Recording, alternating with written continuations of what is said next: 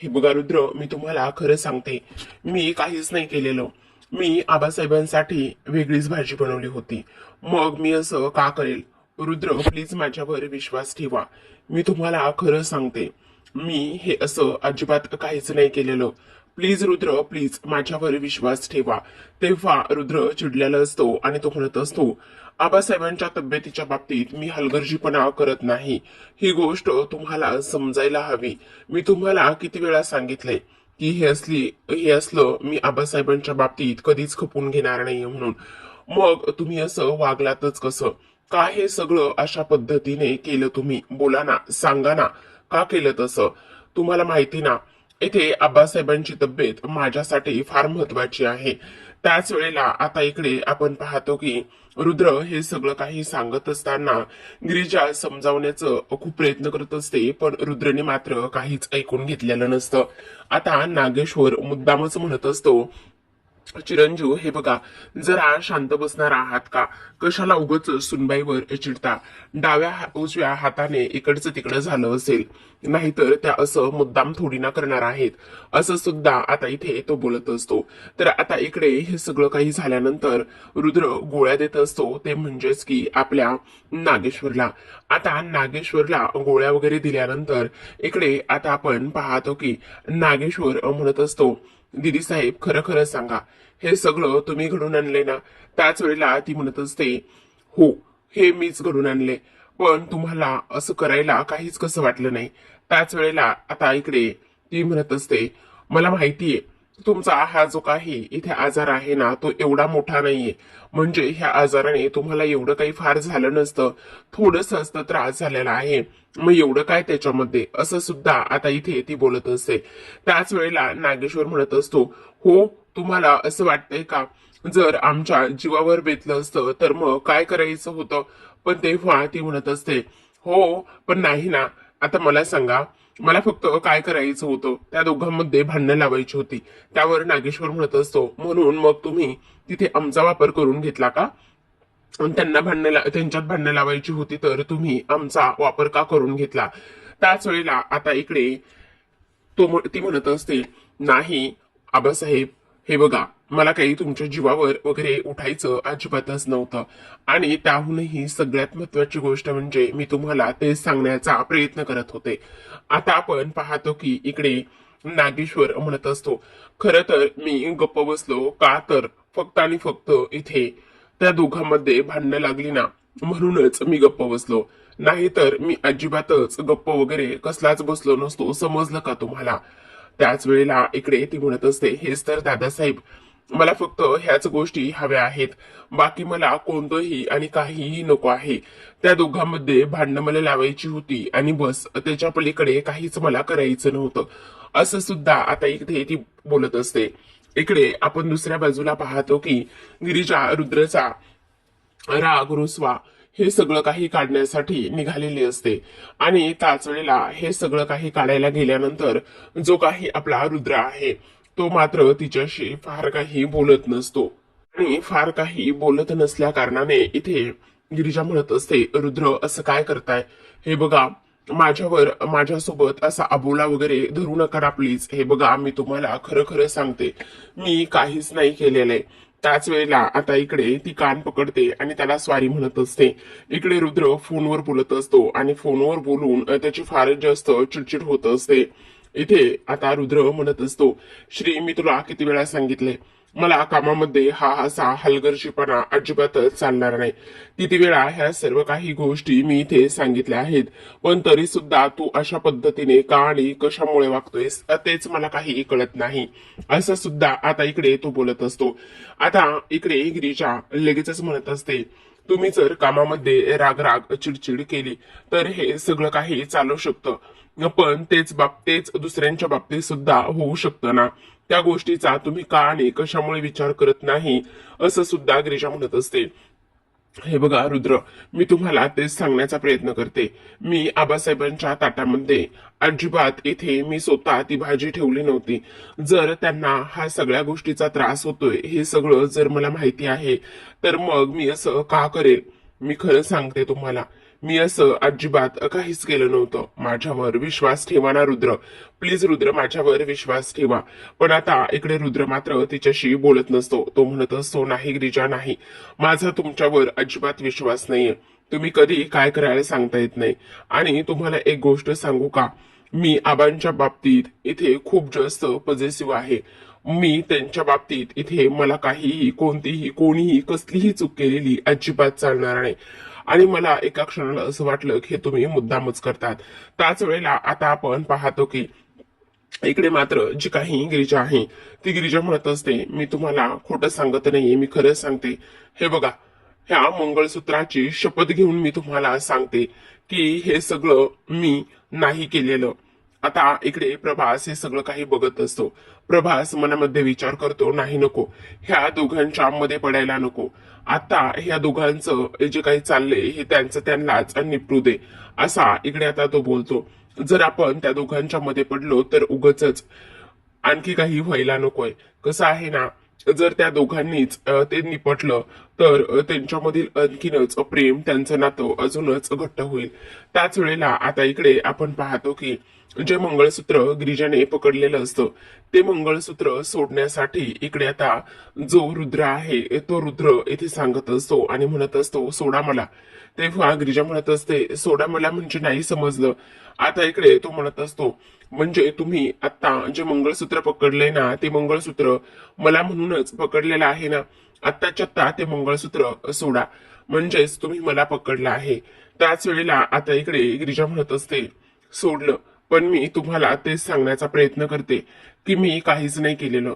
खरंच रुद्र माझ्यावरती तुम्ही विश्वास ठेवा, मी खरं सांगते, मी ह्या सगळ्या गोष्टी नाही केल्या. त्यावर आता इकडे ती रडत असते आणि रडत असताना आता रुद्र म्हणत असतो, ठीक आहे ठीक आहे, नका नका रडू, उगच कळतंय मला. त्यावर गिरिजा म्हणत असते, रुद्र मी तुम्हाला खरं खरं सांगू का, जसं दिसतं तसं नसतं. आणि म्हणूनच मी तुम्हाला सांगते, ज्या काही त्या गोष्टी आहेत ना त्या खरंच मी नाही केलेल्या रुद्र. खरंच तुम्हाला सांगते, तुम्ही माझ्यावर विश्वास ठेवा. त्याच वेळेला आता इकडे रुद्र म्हणत असतो, हो हो हो आहे, तुमच्यावरती विश्वास आहे मला. आता इकडे प्रभास झोपल्या जागीच ह्या दोघांना आशीर्वाद देत असतो. तो म्हणत असतो, खरं तर लग्नाच्या वेळेला मी इकडे तुम्हाला दोघांनाही आशीर्वाद द्यायला नव्हतो, पण आता मात्र इकडे असाच तुम्ही सुखाने संसार करा, अगदी लक्ष्मीनारायणाचा जोडा शोभून दिसत आहे, असं म्हणून झोपलेल्या जागीच आता इकडे प्रभास आशीर्वाद देत असतो. इकडे आपण पाहतो की प्रभास इकडे तिथेच जी सावी आहे ती आलेली असते आणि सावी तिथे आल्यानंतर ती म्हणत असते, अगं हे जे काही सूप आहे ना ते सूप इथे वासंती मावशीने दिलेलं आहे आणि ते सूप इकडे प्रभास काकांना द्यायला सांगितलं आहे, असं आता इकडे ती बोलते. त्याच वेळेला आता इकडे जो रुद्र आहे त्याला फोन आलेला असतो आणि तो फोनवरच बोलत बोलत बाहेर जात असतो आणि तेव्हा सावी ते सूप गिरिजाला देते. गिरिजाच्या डोळ्यामध्ये खरं तर इकडे थोडंसं पाणी आलेलं असतं, पण गिरिजा मात्र ते पाणी तसंच पुसते आणि बाजूला होते. आता इकडे आपण पाहतो की जी काही सावी आहे ती मुद्दामच ह्या खोड्या करत असते. आता जेव्हा रुद्र बाहेर जातो तेव्हा मात्र ती धावतच आता रुद्रच्या पाठीमागे जाते आणि धावतच रुद्रच्या पाठीमागे गेल्यानंतर आता रुद्रला ती म्हणत असते, रुद्र खरं सांगू का, आता ज्या पद्धतीने गिरिजा वागली ना ती गोष्ट मला अजिबातच पटली नाही. किती चुकीच्या पद्धतीने ती वागलेली आहे.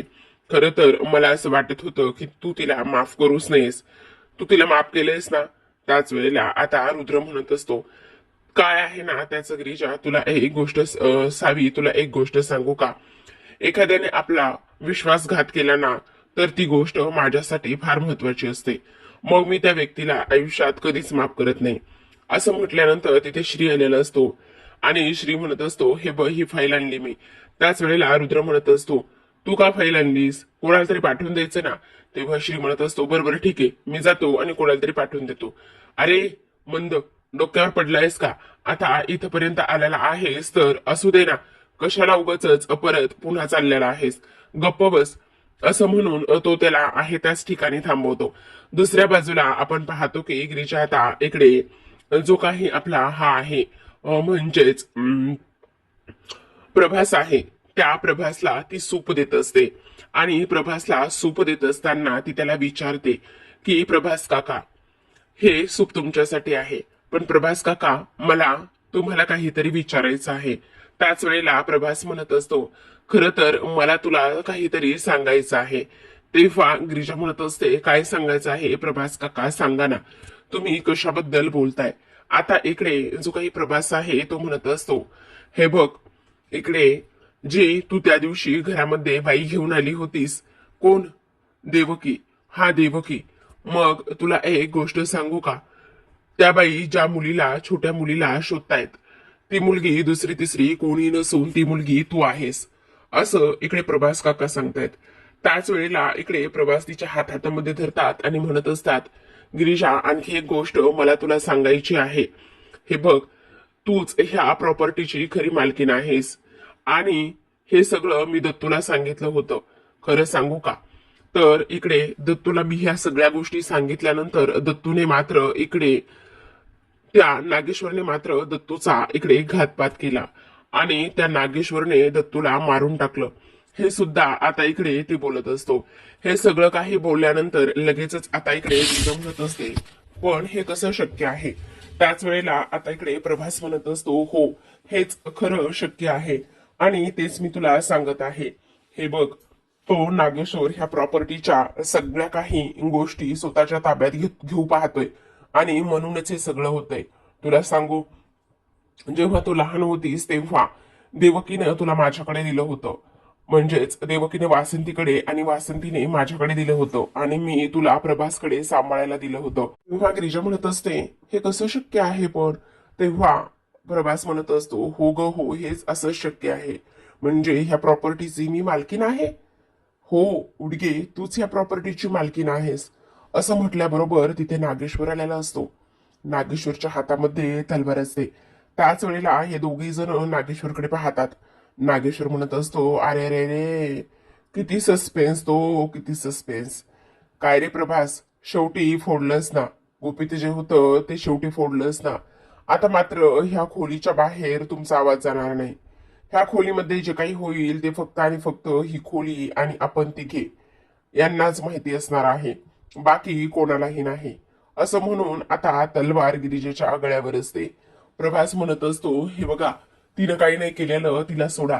त्याच वेळेला इथे गिरिजा म्हणत असते, हे बघा, मी काही नाही केलं, तुम्ही मला काही करू नका. मी ही गोष्ट कोणालाही नाही सांगणार आहे. मी हवं तर इथं राहत नाही, मी हवं तर इथून पळून जाते, पण मला मारू नका प्लीज. नागेश्वर साहेब, मी तुमच्या पाया पडते. तेव्हा प्रभास म्हणत असतो, अरे नागेश्वरा, तिने, त्या पोरीने काहीच केलं नाही. त्या पोरीची ह्या सगळ्या गोष्टीमध्ये अजिबातच चूक नाहीये. सोड तिला, सोड तिला. गिरीजा हात जोडत असते, पण प्रभास म्हणत असतो, नाही, ह्या पोरीला तर मी अजिबातच सोडणार नाही. काही जरी झालं तरी सुद्धा हिला मी आज मारून टाकेल. असं म्हणून आता गिरिजावर तलवार चालवणार. तेवढ्यातच प्रभास स्वप्नातून बाहेर येतो आणि म्हणत असतो, गिरिजा, गिरिजा. त्याच वेळेला गिरिजा म्हणते, काय झालं प्रभास काका, काय झालं. कारण प्रभासला दरदरून घाम आलेला असतो, कारण प्रभास म्हणजे तिच्याच माहेरचं कोणीतरी, असंच तिला वाटत असतं. त्याच वेळेला आता गिरिजा म्हणत असते, काय झालं प्रभास काका, तुम्ही असे ओरडलात का. बोला ना, सांगा ना, तुम्हाला काहीतरी सांगायचं म्हटले होते ना, का नाही सांगत आहे तुम्ही. आता प्रभास विचार करतो, नाही, आता ह्या पोरीला जर काही सांगितलं तर खूप मोठं गोंधळ होईल. त्याच वेळेला प्रभास आता गिरिजाचा हात हातामध्ये घेतो आणि म्हणत असतो, नाही, मला आता काही नाही सांगायचंय, मला खूप कसं तरी होते, मला थोडस झोपायचं आहे, असं आता इकडे प्रभास सांगायला लागतो. गिरिजा म्हणत असते, बरं ठीक आहे, तुम्हाला आता त्रास होतोय ना, तर तुम्ही नका सांगू, तुम्ही आराम करा. नाही नाही, मी तुम्हाला काही विचारणार, तुम्ही शांत व्हा बरं. तुम्हाला ह्या सगळ्या गोष्टीचा त्रास होतोय ना, असू द्या, काळजी करण्याची काही गरज नाहीये. असं म्हणून आता गिरिजा म्हणत असते, करा, तुम्ही आराम करा, पण तुम्हाला जेव्हा काही सांगावंसं वाटेल ना, तेव्हा तुम्ही मला हक्काने सांगा, असं आता इकडे गिरिजा म्हणत असते. त्याच वेळेला आता नागेश्वर विचार करतो, काय सांगू, कसं सांगू ह्या पोरीला मी, की उडगी ह्याच घरची प्रॉपर्टीची मालकीण आहे आणि तो नागेश्वर जो आहे ना, त्याला सगळं काही हवं आहे. मग आता ह्या पोरीला मी कसं सांगू आणि काय करू तेच मला कळत नाही. असं सुद्धा आता इकडे प्रभास मनामध्येच बोलत असतो. आता इकडे गिरिजा म्हणत असते, प्रभास काका तुम्हाला एक गोष्ट सांगू का? इकडे जो काही हा नागेश्वर आहे ना, तो नागेश्वर एका मुलीला शोधतोय आणि त्याला पाहिजे ह्या घराची, ह्या प्रॉपर्टीची मालकीन ती मुलगीच आहे. मग तो कोणाला शोधतोय हे मात्र कळत नाही. आता प्रभास रडायला लागलेला असतो. म्हणतो, नाही गिरिजा नाही, मला नाही माहिती, मला आता झोपायचंय, मला झोपू देत थोडा वेळ, मला बरं वाटे नाही, कसं तरी होतंय. असं म्हणून आता प्रभास लगेच झोपतो.